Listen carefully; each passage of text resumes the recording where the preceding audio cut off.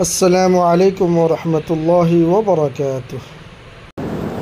إن الذين قالوا ربنا الله ثم استقاموا تتنزل عليهم الملائكة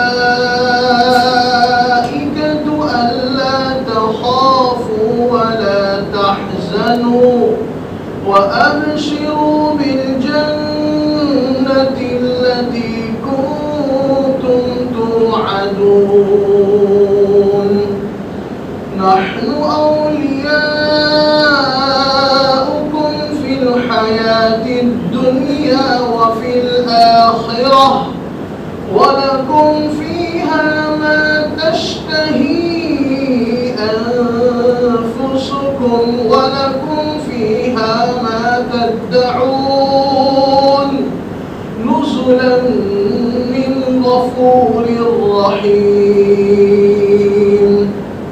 ومن أحسن قولا ممن دعا إلى الله وعمل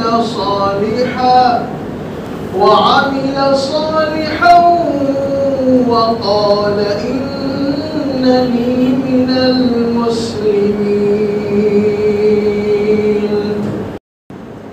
ولا تستوي الحسنة ولا السيئة ادفع بالتي هي أحسن فإذا الذي بينك وبينه عداوة كأنه ولي حميم وما يلقاها إلا الذين صبروا وما يلقاها إلا ذو حظ عظيم.